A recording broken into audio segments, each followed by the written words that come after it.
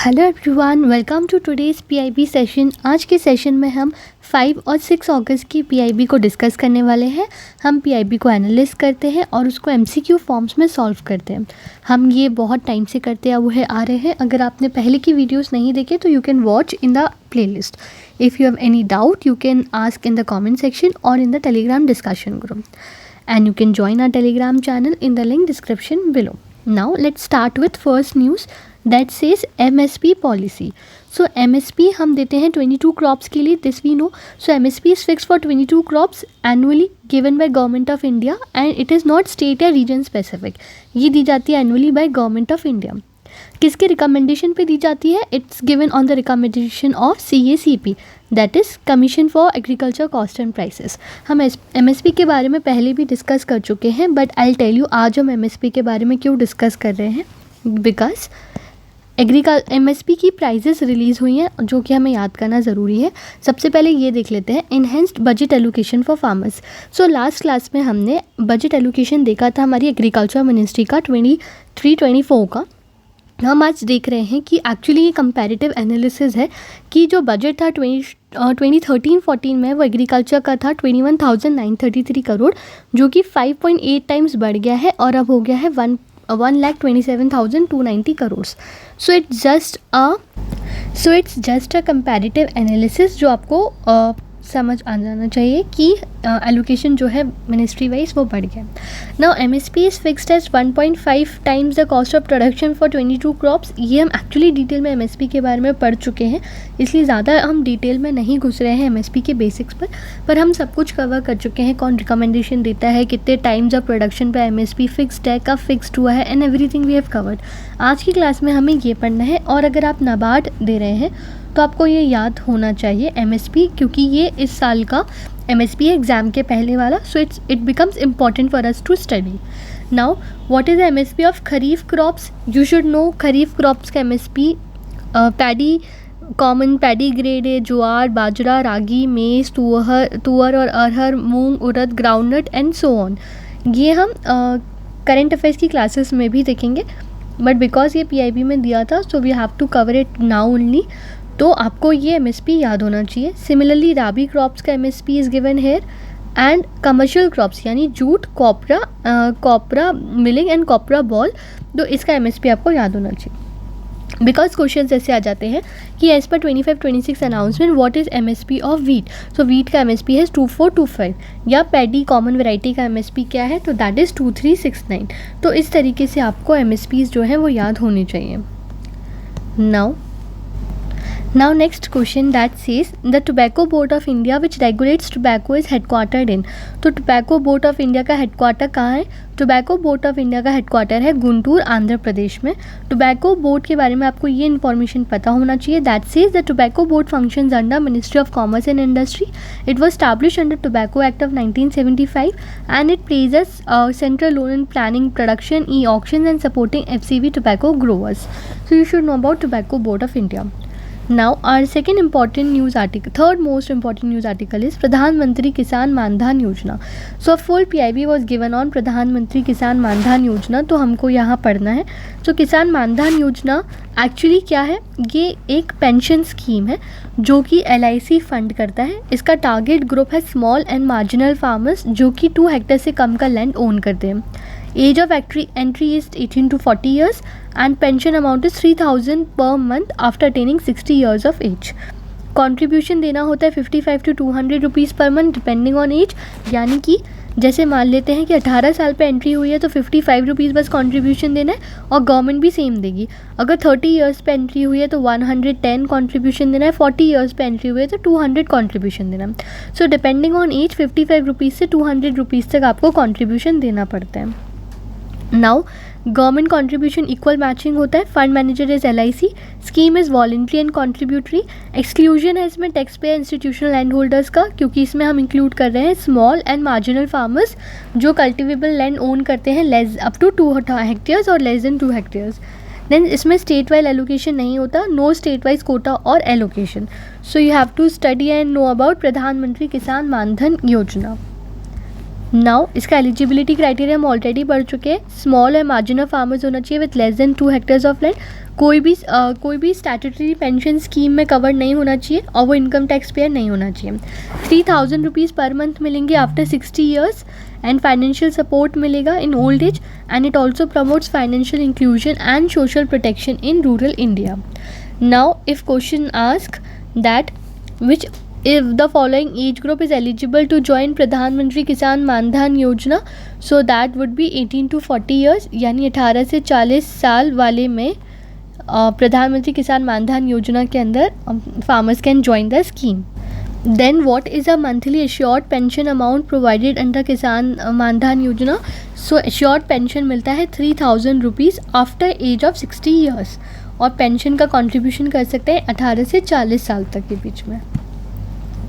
Now let us read about reforms in micro finance sector. तो कुछ reforms के बारे में बात करते हैं। कुछ रिफॉर्म्स में चेंजेस हुए हैं, जैसे कि अब जो सारे कोलैटरल फ्री लोन्स होते हैं with annual income up to 3 lakh are now classified under micro finance loans. So you have to know the criteria कि अब हम माइक्रो फाइनेंस लोन्स उन लोन्स को क्लासीफाई करेंगे जो सारे कोलैटरल फ्री लोन्स है टू हाउस होल्ड जिनकी एनुअल इनकम है less than 3 lakh rupees. Restrictions जो है वो ईज़ किए गए हैं और लिमिट्स जो है वो रिमूव की गई हैं ऑन लोन अमाउंट पर cycle, minimum tenure of large loans and mandatory 50% use for income generation now removed. This I have already discussed in previous class कि जो मैंडेटरी 50% यूज़ था कि हमें 50% लोन उन्हीं को देना है या उसी कैटेगरी में देना है जहाँ से इनकम जनरेट हो रही है, वो अब जो मैंडेटरी क्राइटेरिया था वो रिमूव कर दिया गया। Now RBI to set up centers for financial literacy in 2017। So 2017 में RBI ने बोला था कि RBI will set up centers for financial literacy जो अब मार्च 2025 में हो गए हैं 2421।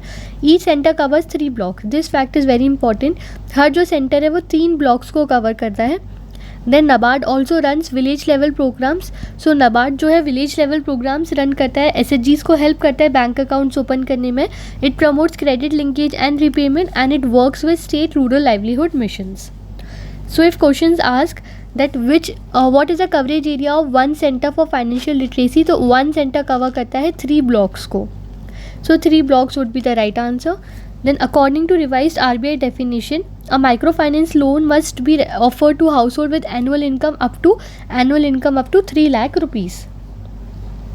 Next question says, which university signed an MOU with SAP Labs India to digitally skill logistic professionals?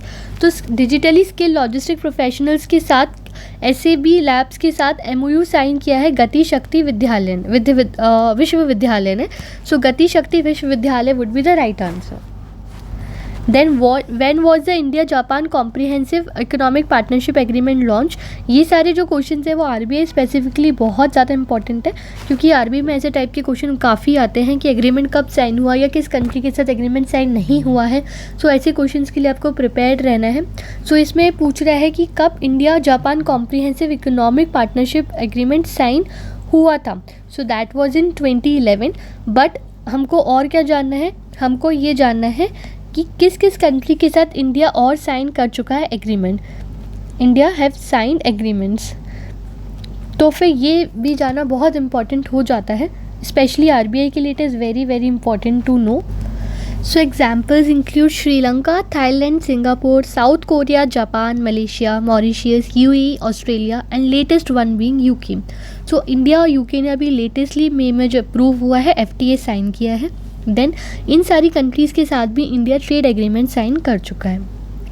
Now next question ask, which company has been approved by CCI यानी competition commission of India to acquire Jaiprakash associate limited. So किस company को approve किया है CCI ने कि वो Jaiprakash associate limited को acquire कर सकते हैं?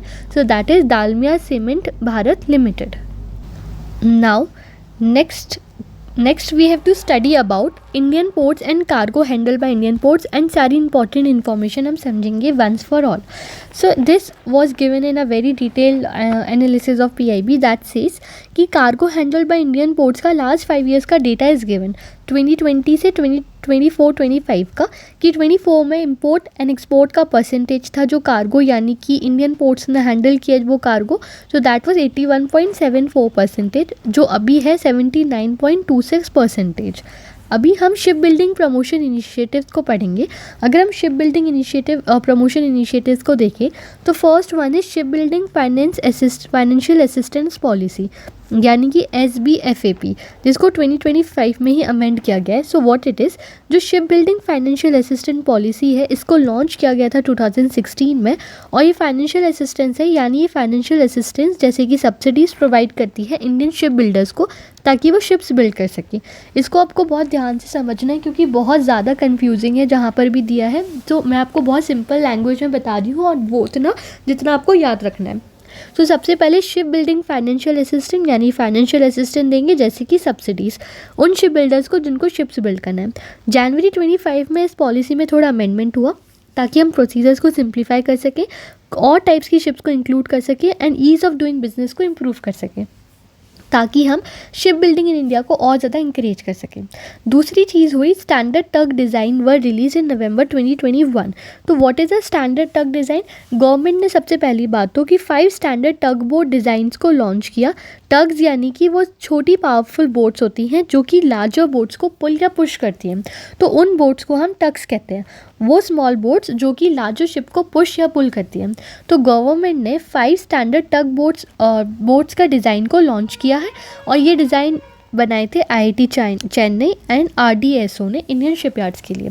अब इससे फ़ायदा ये होगा कि जो इंडियन शिपयार्ड्स हैं उनको डिज़ाइन नहीं करना फ्रॉम स्क्रैच और उनका टाइम एंड कॉस्ट बचेगा for building tugs and quality और सेफ्टी स्टैंडर्ड्स भी हम मीट कर सकते हैं। इसकी वजह से हम डोमेस्टिक प्रोडक्शन को और ज़्यादा इंकरेज कर सकते हैं। थर्डली चीज़ हुई राइट ऑफ फर्स्ट रिफ्यूज़ल। अब राइट ऑफ फर्स्ट रिफ्यूज़ल को रिवाइज़ किया गया। What is right to first refusal? It means कि गवर्नमेंट कॉन्ट्रैक्ट्स शिप्स को हायर करने के लिए प्रायोरिटी दी जाती थी सिर्फ इंडियन शिप्स बिल्ट, मतलब कि जो शिप्स इंडिया में बिल्ट होती थी उनको प्रायोरिटी दी जाती थी। पर अब 3 टाइप की शिप्स को इंक्लूड कर लिया गया है। पहला, जो शिप्स इंडिया में बिल्ट है। सेकेंड, अगर वो रजिस्टर्ड भी है under Indian law. And third, अगर शिप ओन है बाय इंडियन कंपनीज। इससे क्या होगा, इससे जो मोर इंडियन प्लेयर्स है वो एलिजिबल हो जाएंगे। तो इसलिए right of first refusal is also now revised. और अब हम देखते हैं हरित नौका गाइडलाइंस। हरित नौका मीन्स ग्रीन बोट। तो ये गाइडलाइंस जो है वो इको फ्रेंडली टेक्नोलॉजीज़ को प्रमोट करती हैं, जैसे कि electric boat, hybrid fuel boats या क्लीनर इंजन्स को। अब इसको हम अप्लाई करते हैं टू इनलैंड वाटरवेज जैसे कि रिवर्स, कैनाल्स एक्सेट्रा। और ये इंपॉर्टेंट क्यों है? क्योंकि इनलैंड वाटर ट्रांसपोर्ट अब ग्रो कर रहा है इंडिया में and it ensures it grows in a environment friendly way. Now some green initiatives. Now green tug transition program 2024 में ही लॉन्च हुआ था। हमने टग समझ लिया कि टग्स क्या होते हैं।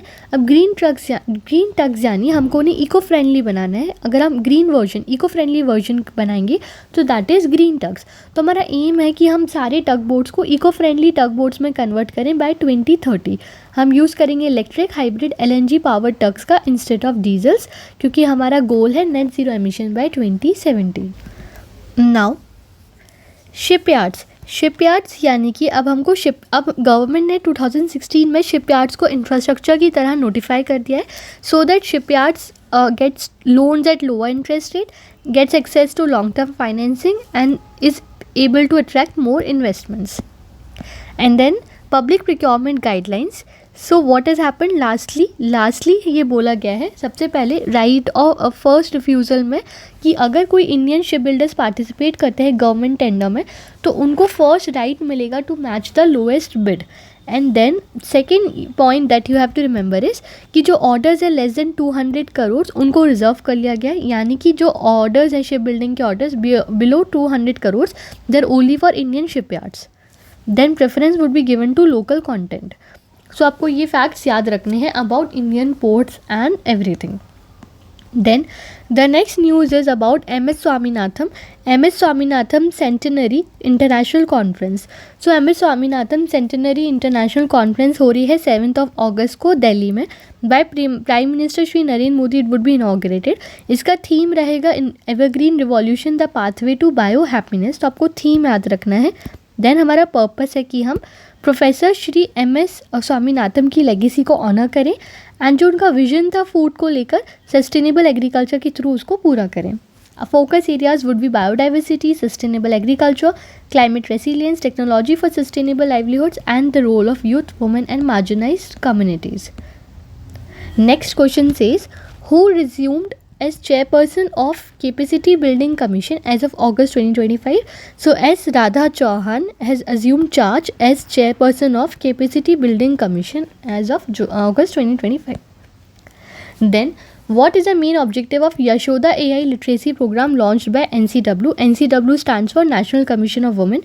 So आपको AI का नाम भी याद रखना है, that is Yashoda AI.